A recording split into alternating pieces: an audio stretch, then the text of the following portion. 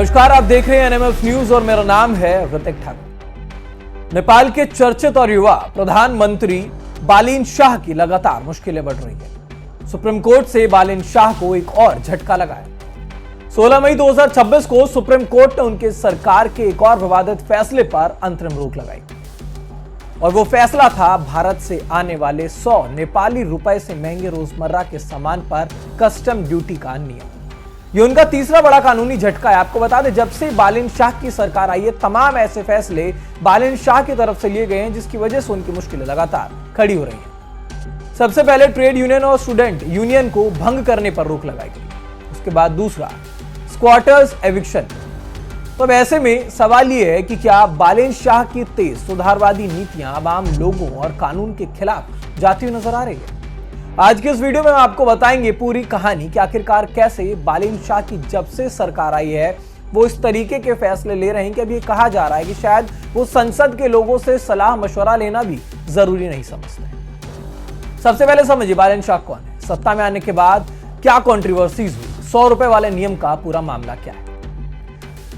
दरअसल नेपाल के प्रधानमंत्री बालिन शाह का असली नाम बालेन्द्र शाह है। एक रैपर, सिविल इंजीनियर और पूर्व काठमांडू के मेयर। मार्च 2026 में वो नेपाल के सबसे युवा प्रधानमंत्री बने। उनकी पार्टी राष्ट्रीय स्वतंत्र पार्टी यानी कि आरएसपी ने भारी बहुमत से चुनाव जीता।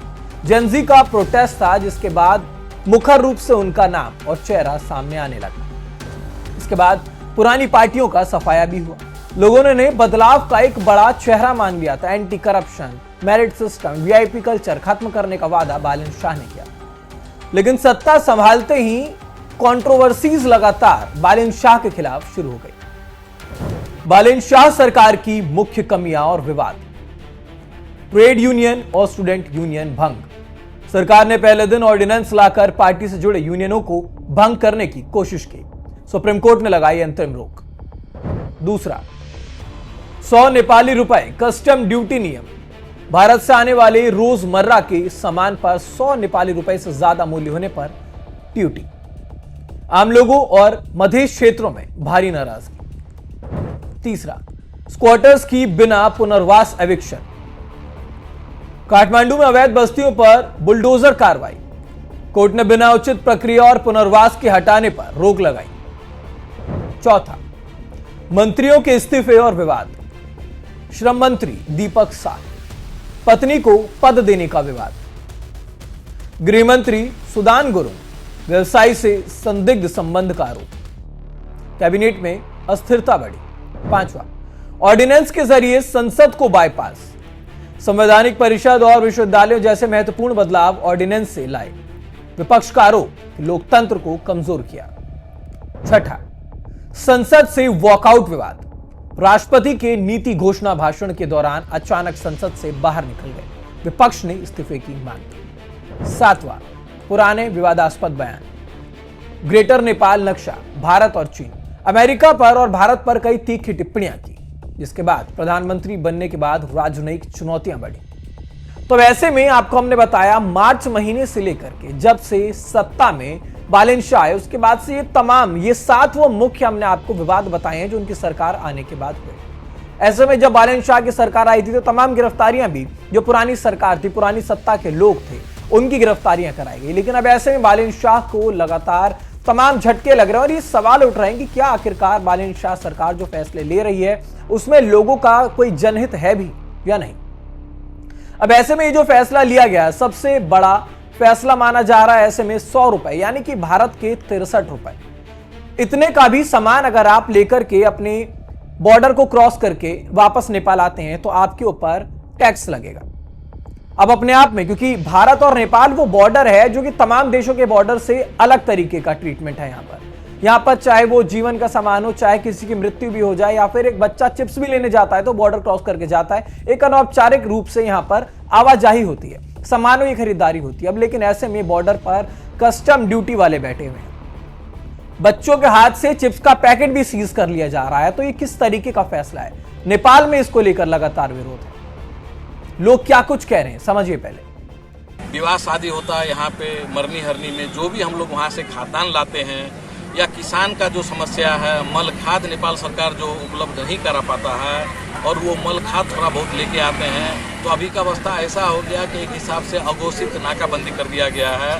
जन अधिकार पार्टी और हम सारे पार्टी के तरफ से इस चीज़ को अविलंब फिरता होने का मांग करते हैं और जो लूट तंत्र मचा के रखा है व्यापारियों द्वारा उसको नहीं रोक पाना ये नेपाल सरकार की अक्सर। 100 रुपया से कम चीज का कोई भी कम चीज है 100 रुपया का वो ले आने नहीं दे रहा है, वो खारिज करे, नेपाल सरकार को खारिज करे, ठीक है। इसीलिए हम लोग कर रहे हैं कि सामान आने दे, हम लोग को संबंध ना बिगड़े। संबंध दिन पर दिन हमारा इंडिया भारत एक बेटी रोटी का संबंध है, वो ना बिगड़े। इसीलिए हम लोग घटना की है कि 100 रुपया से ऊपर भी सामान आ, हम तुम घर से सामान आने दो। तब ऐसे में इन फैसलों से खासकर मधेश तेराई क्षेत्र और आम गरीब लोगों में नाराजगी बढ़ी। लोग कहते हैं कि सुधार तो ठीक है, लेकिन इंप्लीमेंटेशन में इतनी जल्दबाजी और आम जनता की अनदेखी क्यों हो रही है।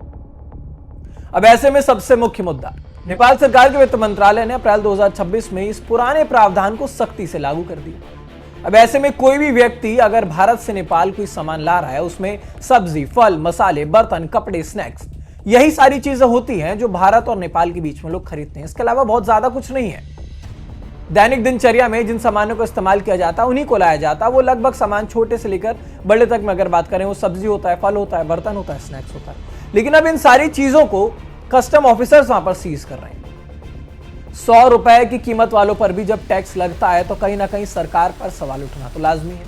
अब इन पर 5% से लेकर के 80% तक का वैल्यू एडेड टैक्स लग सकता है।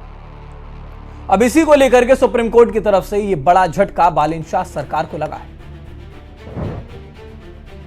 बालिन शाह सरकार का नया सख्त नियम।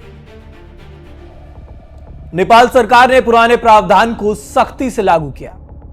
भारत से नेपाल लाए जाने वाले सामान पर लगेगा टैक्स। प्रभावित सामान सब्जी, फल, मसाले, बर्तन, कपड़े, स्नैक्स, कोई भी घरेलू सामान सीमा पर अगर सामान की कीमत 100 नेपाली रुपए से ज्यादा हो तो कस्टम ड्यूटी अनिवार्य।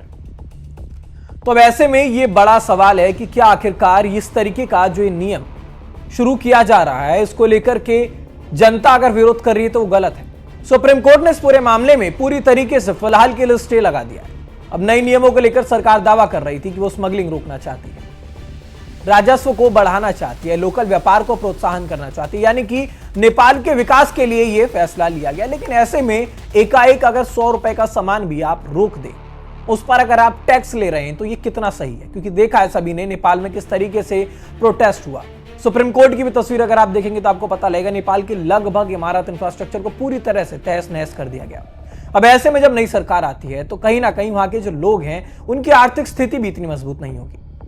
अब ऐसे में 100 रुपए के सामान पर अगर 5% से लेकर के अब 80% तक का टैक्स वहां के टोटल सामान पर लगता है तो ये कितना सही है। दरअसल हकीकत यह है कि तेराई मधेश बॉर्डर पर रोजाना छोटे स्तर पर ट्रेड होता है। शादी हो, त्योहार हो, रोज की रसोई का सामान हो, नियम लागू होते ही यहां पर लंबी कतारें लग गई। सख्त चेकिंग यहां पर शुरू कर दी गई। छोटी छोटी चीजों पर भी यहां पर टैक्सेस लगा दी गई। गरीब लोग, छोटे व्यापारी पूरी तरह से परेशान हो गए। लोगों का कहना है कि हम तो स्मगलर नहीं है, हम तो घर का सामान ले रहे हैं, तो हमारे साथ इस तरीके का क्यों व्यवहार किया जा रहा है। अब इसी कड़ी में 16 मई 2026 को जस्टिस हर प्रसाद फोयल और टेक प्रसाद ढंगाना की बेंच ने वकीलों के साथ, जिसमें अमितेश पंडित और आकाश मेहता भी शामिल थे, इनकी याचिका पर एक सुनवाई की। इस पर सुप्रीम कोर्ट ने स्पष्ट रूप से कहा है कि यह नियम कस्टम एक्ट 2018 के खिलाफ हो सकता है। पुरानी एग्जेम्पशंस को अचानक से खत्म नहीं किया जा सकता। आम जनता को परेशानी हो रही है और अंतरिम स्टे इस पूरे मामले पर सुप्रीम कोर्ट ने लगा दिया, यानी कि फिलहाल 100 नेपाली रुपए से ऊपर के सामान पर भी ड्यूटी नहीं लगेगी। अभी अंतिम फैसला फिलहाल बाकी है, लेकिन यह अंतिम फैसला सुप्रीम कोर्ट की तरफ से लिया गया है, जो कि आम लोगों के लिए फिलहाल राहत भरी खबर है।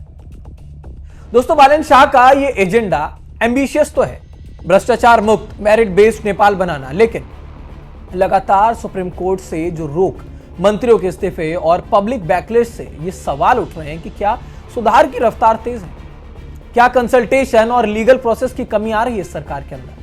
कुछ लोगों का तो यह भी कहना है कि ये रूल बाय डिक्री जैसा हो रहा है। रूल बाय डिक्री का मतलब होता है कि आप कभी भी कोई फैसला लाते हैं तो एक तानाशाही के रूप में उसे ला रहे हैं। आप संसद में किसी बात को लेकर आप बहस नहीं करना चाह रहे हैं, लोगों से परमिशन नहीं लेना चाह रहे हैं, आपका मन है, आप फैसला लाए और आपने वो लागू कर दिया। लेकिन इस पर समर्थक का साफ कहना है कि पुरानी पार्टियों का दबदबा तोड़ने के लिए हम ये सख्त कदम अपना रहे हैं। लेकिन अब ऐसे में सवाल ये है कि क्या बालिन शाह इन झटकों से सबक लेगी और अपना अप्रोच कहीं ना कहीं बदलेगी या फिर कंट्रोवर्सीज बढ़ते जाएंगे? इस खबर पर आपकी क्या राय बनती है हमें कमेंट बॉक्स में जरूर बताइएगा। साथ ही साथ तमाम खबरों के लिए आप बने रहें एनएमएफ न्यूज पर।